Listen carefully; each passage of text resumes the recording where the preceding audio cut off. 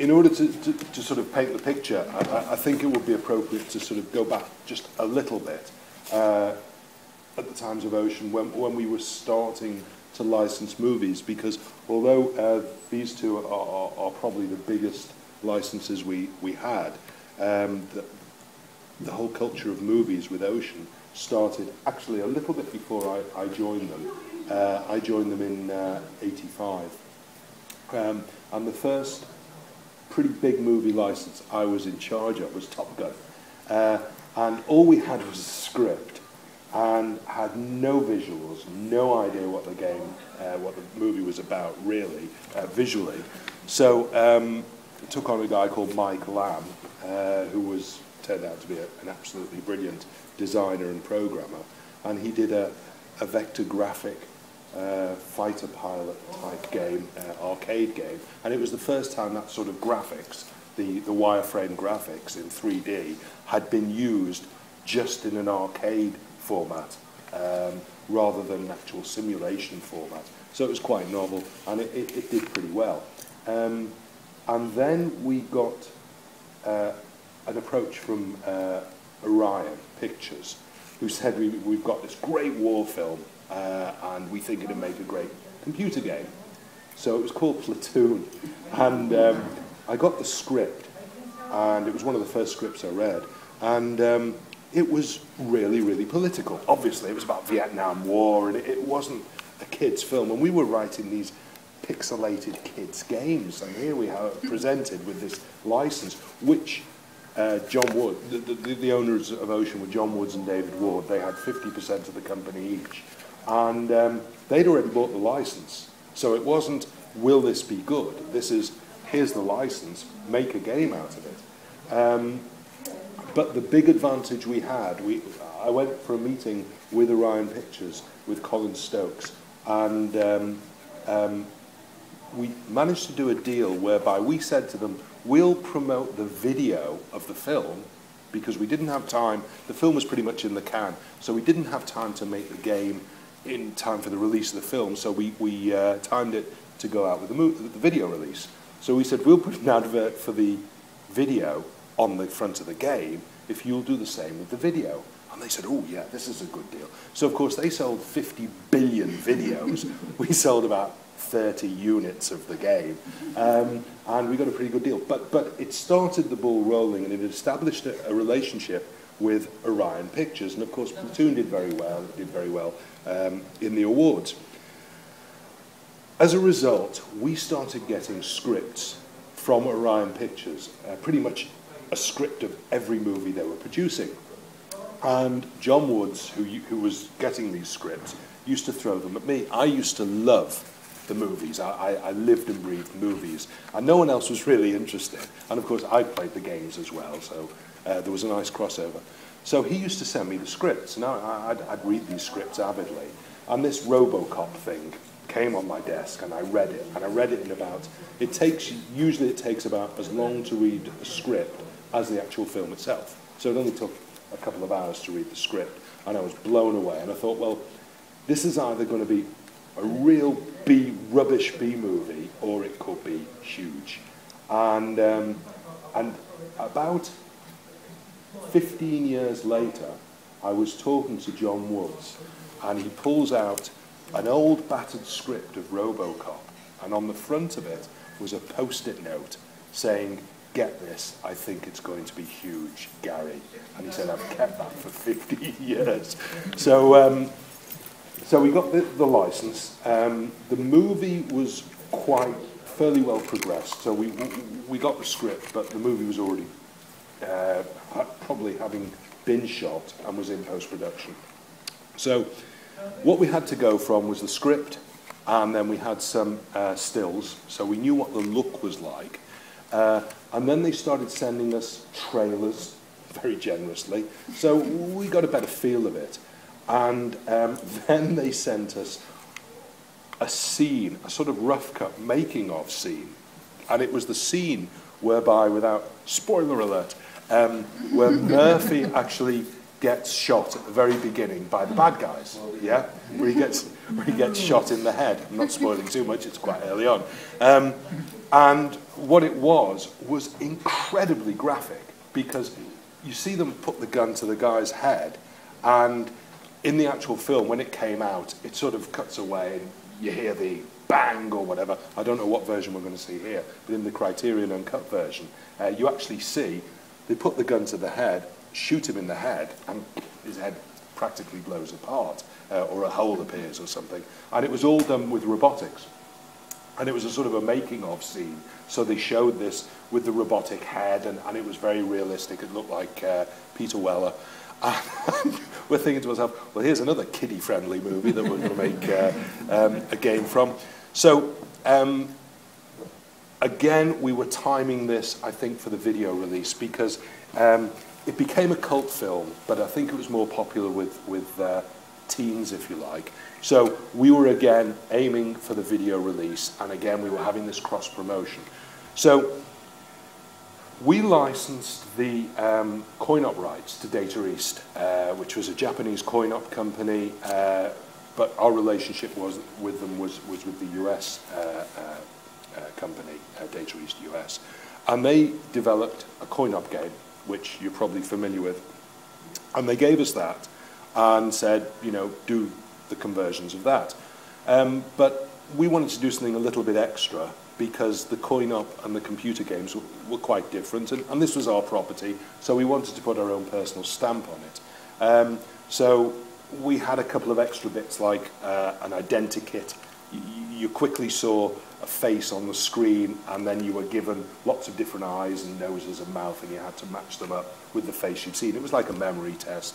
And then there was another one, I seem to remember, whereby there's a scene in the film where the bad guys are about to attack a woman, sexually assault a woman, and I think he shoots, the woman's in front, the guy's using the woman as a shield, and Robocop shoots her through her skirt and gets the guy in the groin.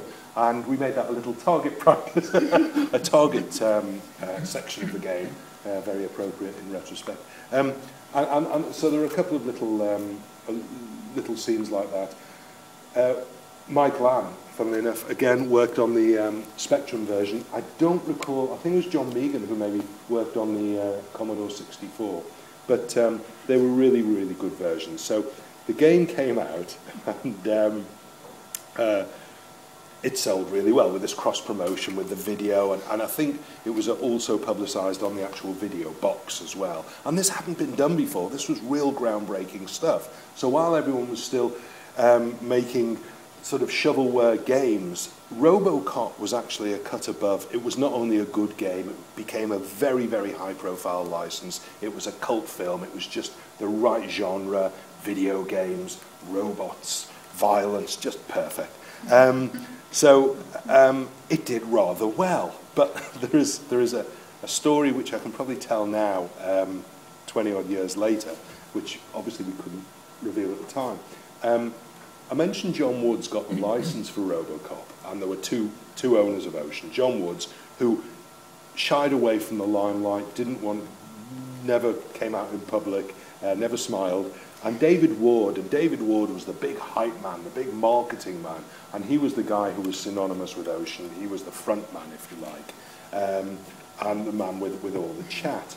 And he was being interviewed by the press, and proclaiming that Robocop was the biggest selling computer game ever. And for the first time, a computer game had sold 1 million units. And and this was published in the magazines. Everyone was, wow, this is fantastic. Well, that information got back to Orion Pictures, and we'd reported sales of about 100,000 units. So, of course, Orion Pictures get on the phone and say, what's this about you selling 1 million units? You haven't paid us for 1 million units. So got out of it, and I was misquoted and all this business. But that taught him to keep his mouth shut in the future. But what it did do is, it was the first game. It did actually achieve at a certain point 1 million units, and it was the first game to ever do that. But what it demonstrated to Hollywood, and it changed the whole dynamic of the relationship, was that beforehand the computer games people were just, oh yeah, you know, give us $10,000 and you can write the game for it. And there wasn't very much interest, and we'll throw you a few stills and a script and make the game out of that. But suddenly, here was a game that actually made them a lot of money, a serious amount of money. And all of a sudden, for the first time, they took notice and said, hang on, here's an area where we can really capitalize on it. So, and that wasn't just Orion. Word got around Hollywood. And at the time, we were really the only people who were doing this. This was before the likes of Acclaim, who got very much into movie licenses. And Activision were doing a certain amount as well. But we'd had this massive success. So we were getting inundated with scripts. And I've still got stacks of them at home. And we were getting everything from Silence of the Lambs, and I'll never forget, the most bizarre two were Mississippi Burning, which was about racism in the Deep South, and Rain Man. Now, trying to think of a game design for Rain Man was a little bit challenging. You know, count the matches on the floor, and that's all I can think of. We passed on that. We passed on both of those. So we were able to cherry pick, and it was great. And then about a year or so later, there was a lot of hype coming out that they were going to finally make a big superhero movie, which was Batman. And immediately they came to us. I don't think we even read the script. We just said, yes, this is going to be. It was a big budget. We knew it was going to be a big movie, and we'll take it. So we signed the license. It was pretty expensive. I don't remember exactly how much it was at the time. And we went to Pinewood Studios, which is where they filmed it, which was great because it was being filmed. Most of the stuff was usually in Hollywood. This was all being filmed in Pinewood, which was fantastic. So John Woods and I went down to Pinewood, and they had a licensee meeting, and all the major people who'd licensed the movie. This was just before they started shooting it.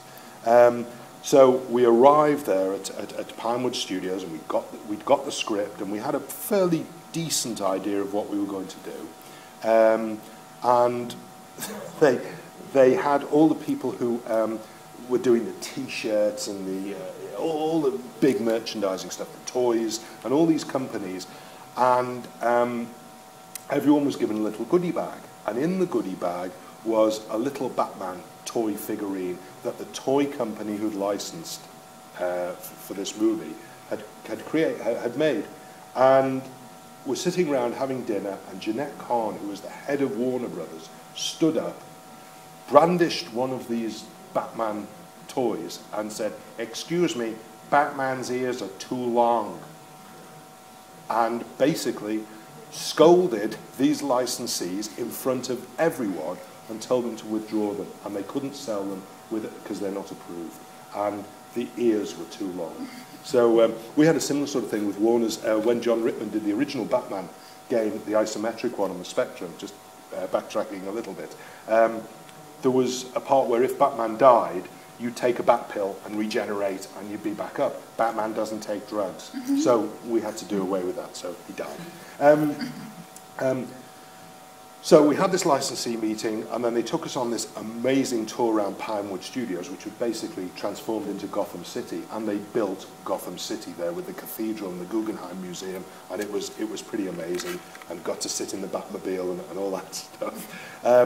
And we went away and thought, okay, we've got to assemble the game, and we took the key scenes, and we had to do it in a time frame. This was a big budget, so we really wanted to get it out for the time that the movie was released. So we designed the game with perhaps a bit formulaic platform, but of course he had the bat rope and everything, so there was a bit more up and downy bits. And we just recently completed Chase HQ or WEC Le Mans, or one of those two, a racing game, a car driving game. So we wanted to feature the Batmobile. Obviously, it's iconic. So we said, okay, well, we've got the code for this, so we don't have to rewrite the code as much. But we wanted to differentiate it. And how can we differentiate it from every other driving sort of game? Or this was just a section of the game, but we wanted to make it different. And I recall reading in the script, because this was before we saw the footage, and I recall reading in the script that at one point in the film, which we've just seen, the Batmobile shoots out a grappling hook and grabs onto the lamppost and allows it to do a very, very quick and sharp turn around a corner. So we said, well, why don't we make that part of the game? And it flashes up to go left or right, and you're following something or other, and you've got to shoot your grappling hook out, which allows you to turn the corner quickly. So that was quite nice, because it gave it a bit of a twist to your normal racing game, and I'm quite proud of that. In terms of the game itself, I thought graphically it was fabulous. We were so proud of this, and I thought the individual sections of the game were really good.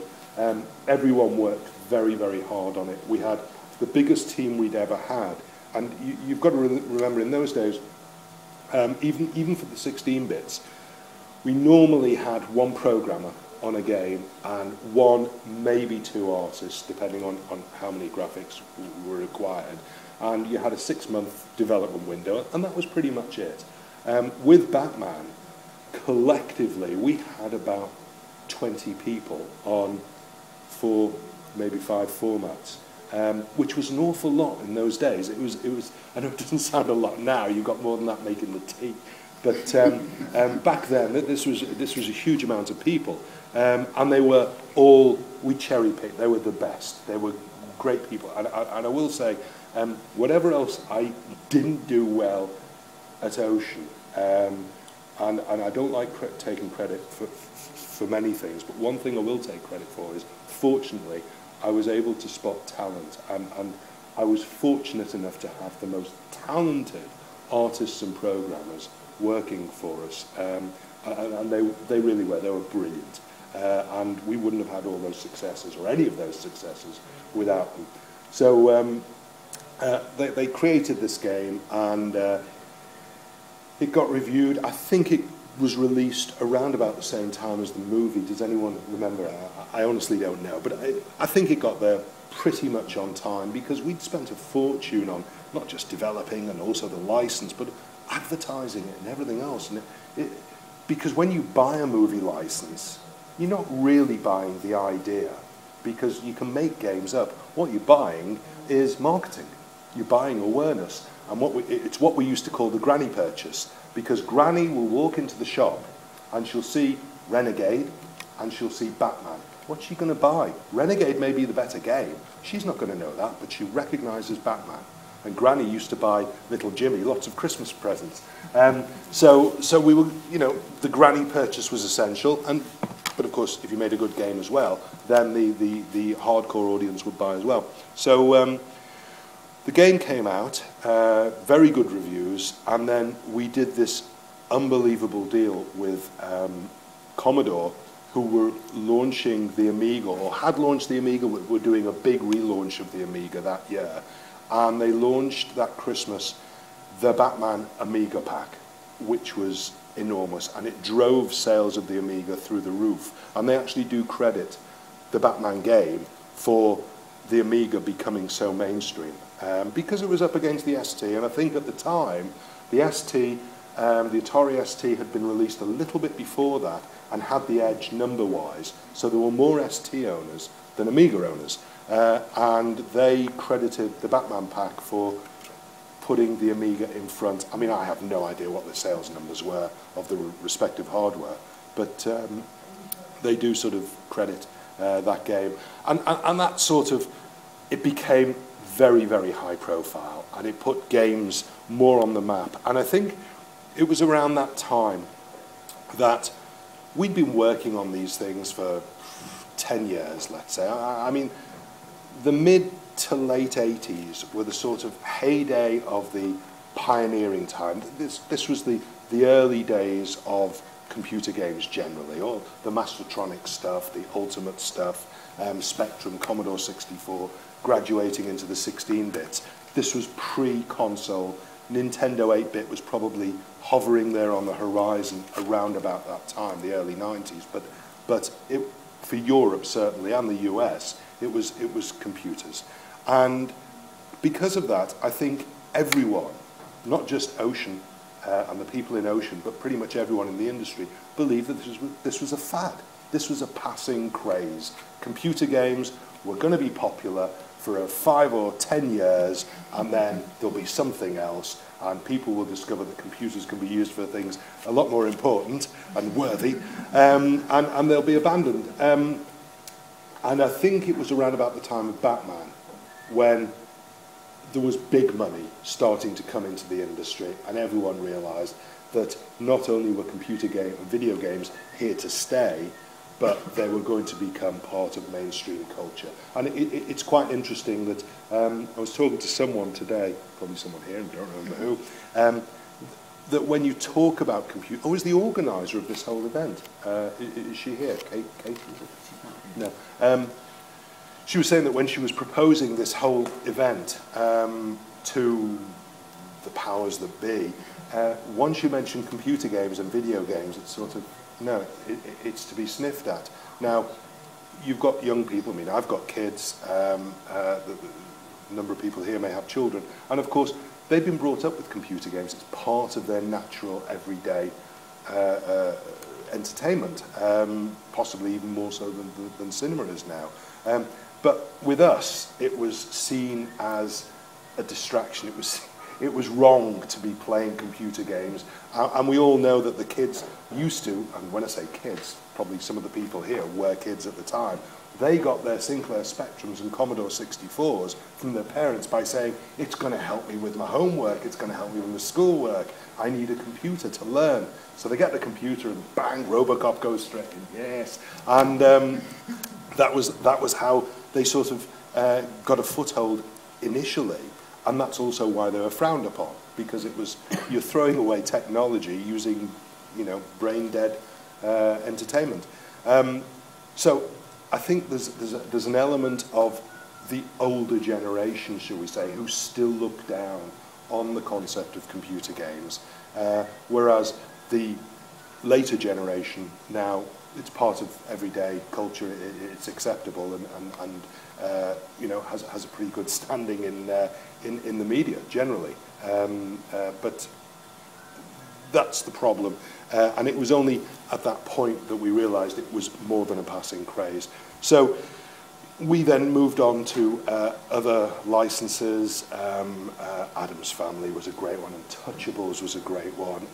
The biggest one of all for us at Ocean, and we sort of peaked at the end of the 80s, the early 90s, because at the time, I don't think it was unfair to say, at a certain point, probably around the Batman Robocop era, that Ocean were conceivably the largest computer games publisher in the world, because the US hadn't really caught up creatively with that. You had Broderbund and you had Electronic Arts just doing a few good games, but not many.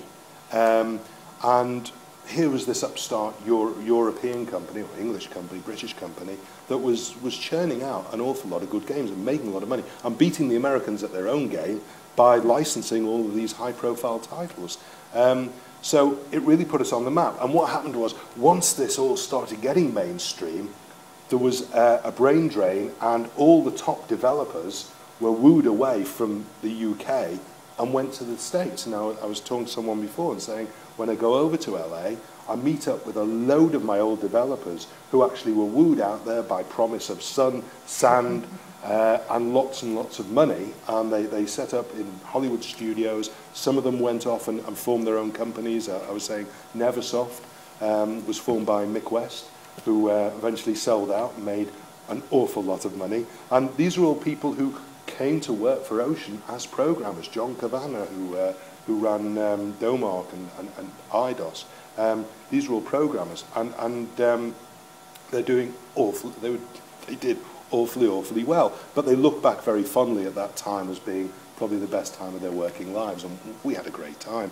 But I've forgotten my thread. But that was the problem. So the US wooed everyone over there, and we lost a lot of good talent. And it was very difficult then, once the large entertainment companies, your Warner Brothers and your Foxes, and then you had these newer companies like Acclaim who would emerge and go public immediately and get investment of, you know, $100 million or something, which would allow them to buy any license they wanted to. And it then became very, very difficult to compete. So I left Ocean in about 93, 94, 95. And they were eventually sold to Infogrames at about 96, 97. And that was sort of the end of Ocean. But up until that point, they were still getting movie licenses.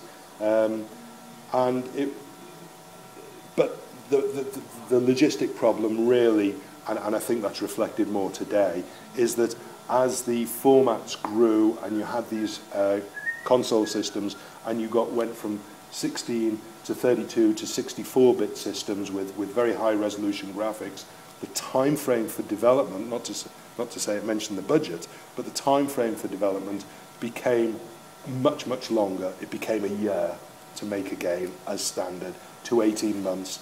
And there was no point buying a movie license because the whole point, as I mentioned before, was the marketing element. And if you can't release the game close to the release of the movie release, then there's not much point in obtaining the license. So that sort of eroded a bit. Yeah, you're still getting games these days which are being based on the movies, but I can't think of any recently that are particularly good. Am I being unfair? But movie licenses. I mean,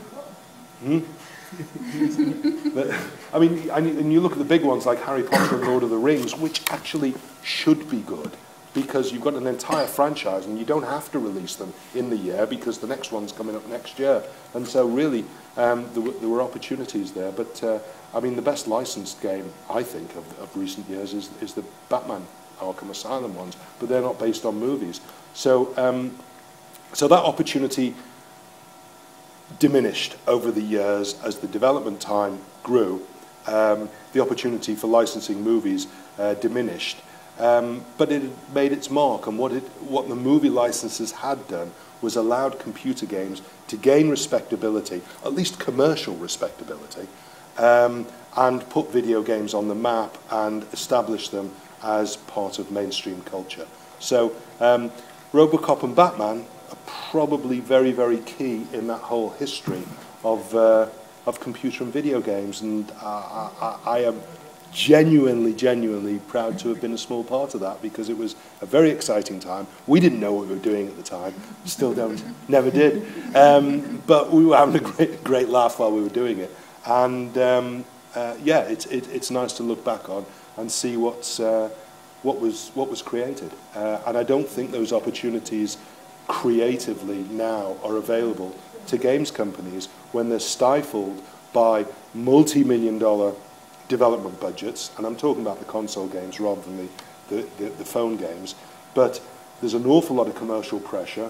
If a Grand Theft Auto comes out and is successful, or a Skyrim, or a whatever, then the public companies want the company to make a game like that because that was successful, so we've got to follow. And there's an awful lot of following, and there's, very little innovation, which is a bit sad, really. And I think in those days, because there wasn't so much on the line, we were allowed to be a little bit more innovative and a little bit more risky, and if we got it wrong, then, as we did once or twice, I'll put my hand up, there were a few dodgy ones, but if we got it wrong, we'd move on, hopefully learn from the mistake, and develop something new. And I don't think that freedom is around so much these days in the mainstream console, and we've got to look to the innovation coming from the more, the smaller side of things, such as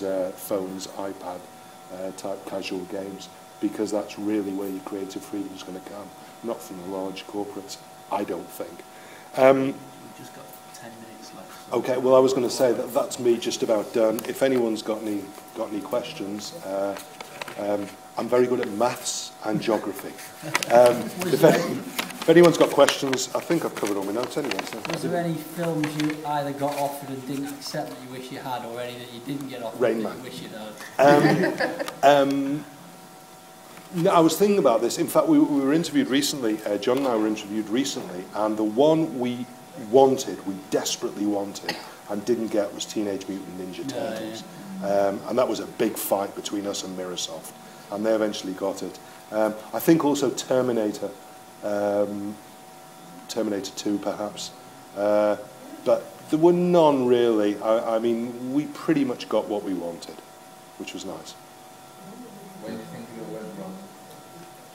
Because in recent years, especially like you say, movie licenses have gone from bad to...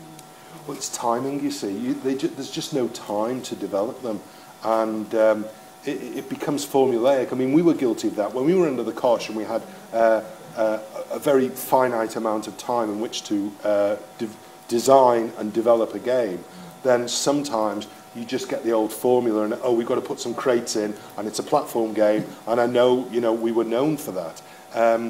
But the big pressure came, and I'll just mention very, very quickly, was the biggest movie license of all time at the time was Jurrasic Park, which was the first $1 million license. We actually had to pay $1 million for the license. And I was flown out to Los Angeles. I'm going to really name drop here. And I was taken to Amblin Studios inside Universal Studios on one of those golf carts for a meeting with Mr. Spielberg, and he wanted to know, he wanted a groundbreaking game, and we sat round the table brainstorming. Then I was taken to Stan Winston Studios, where they showed me the mock-ups of the dinosaurs, the animatronics, and the computer graphics, and this was the early days of computer graphics, and this was mind-blowing stuff. And by then I got quite blasé about it. Oh yeah, just having a meeting with Steven Spielberg, yeah. And it was very, very special. And the problem was we needed more time to develop the game. And the game we wanted to develop, or the game I wanted to develop, we just didn't have the time for. So we ended up with half a game, and that was my biggest disappointment personally. Did well because it was Jurassic Park. I don't think it did well because it was a good game, and I regret that. It seems funny because obviously with the saying of production teams have got bigger, production times have got longer. Stuff that's churned out just seems, it seems like someone's thought it up in 10 minutes and trying to... Well, a lot of it's derivative. Yeah, well, but a lot of it's derivative, and I mentioned before about the driving sequence in Batman. Yeah. We'd taken the code from Chase HQ or whatever. Well, an awful lot of that has to be used in the production of games. They've got the formula, they've got the engine, and it's just got to be new graphics and some new maps. It's a lot more than that, and I'm being unfair by being so dismissive, but it doesn't allow for too much room for creativity and innovation, which is sad. More questions?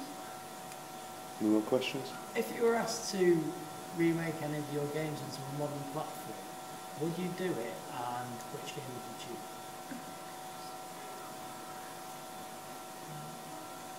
Yes, I would. I'd love to. I'd probably try and write the Jurassic Park wrong. That's what I'd like to do. Just for personal indulgence. Would you keep it as like a 2D retro sort of thing, or would you make it the full-blown 3D? Well, you'd have to design it for today's... Well, it depends whether you do it for phones or consoles, but you design it for today's market. And I don't know. I really don't know. But inevitably, there'll be a few different sections, and we'd have to have a few crates around. As you know, I'm not a gamer, but what's your favourite game of all times, whether it's one of your own or somebody else's, and what's your favourite system? Knowing how fast you finished Skyrim. Yes. Probably, well, I think that my favourite series of games is Zelda. It's difficult to choose just one, but I adore those. They're just so immersive. So I would just say Zelda. In terms of systems, I love the GameCube. I still have a soft spot in my heart for the Sinclair Spectrum as opposed to the 64. You were one or the other, you couldn't be both. I was Spectrum, I was Amiga, And of the latest systems, I probably favour the PS3. But I think the GameCube had some pretty spectacular games. I'm a big Nintendo fan. I'm a massive Miyamoto fan. And I got very drunk with him one night, offered him a cigarette, and he was telling me, very quick anecdote, very, very quick, because I know we haven't got any time, but we were on a, I'm really name dropping, but this is how it was. The big computer games, we've got E3 these days, in those days it was CES, and it was in Chicago. And I'll never forget, there was a party held on a boat in one of the rivers in Chicago, and I'm sitting there with Miyamoto, and we were both smoking. I was bumming a cigarette off Miyamoto, and we're chatting away, and he was telling me how he'd just been afforded this massive honour because of the success of Mario. He'd been given a company bicycle, I swear to God, and he was so proud of it. So I'm there with my beer going, you come to us, I'll get you a Ferrari, you know, come to Ocean. And I was so drunk, but he wouldn't, he was completely loyal, wouldn't even consider working for any other company, and he was so proud because no one else had got a company bicycle, because they didn't give you company vehicles in Japan. So, sorry, that was a quick Miyamoto story, but I've got huge respect for him. He's brilliant. Can I just say in Gary's defence, he could name drop a whole lot more. Just be really polite. Holding back. That's it. I think, is that all we got time for? Sorry, I thought I wouldn't be able to fill the time. Last one, favourite film? Oh, geez. I'll be very, very soppy and say one of my favourite films is It's a Wonderful Life. I adore that film, and I just think they don't make them like that anymore. Could you make a game out of it? Yeah, we do a double feature of Rain Man and Missing It. No. I wouldn't sully it. But no, and Once Upon a Time in America. I love that. Very odd choice. We've got about a minute and a half. Has anybody got a burning question for Gary before we have to sweep him off?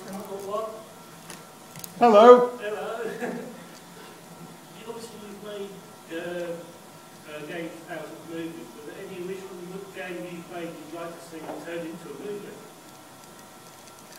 I'd love to see the Zelda games turned into a movie, because they actually have narrative behind them. BioShock's another one, perhaps. I can't think of any older ones. But you see, with the older games, there was no scope for narrative. It was just gameplay and action. They couldn't really tell a story. It's more the more contemporary ones try and immerse you. Although I guess one I'd like to see, another one I'd like to see is Ico. I thought that was wonderful, but that was probably more of a story than a game. That was brilliant. But Zelda's a movie waiting to happen, I think. Yeah, they probably would. Yeah, I was getting very bolted in it. What's your favourite existing movie that's been made out of a video game? Because there's some appalling ones, but there are like one or two good ones as well. Do you know, I can't think of any off the top of my head. What contemporary movies are there that have been made from video games? I mean Tomb Raider, Max Payne. Yeah, no. It's on Sky. I'm sure there was one. There was one that I thought, yeah, did justice to it, but I can't think what. No, I honestly can't think. But if I can't think of one off the top of my head, then it means that it's not spectacular. As you all start to get noisy, I'm sorry, I'm going to have to ask you to and let the film progress. Gary, I'd like to give you a round of applause. Thank you.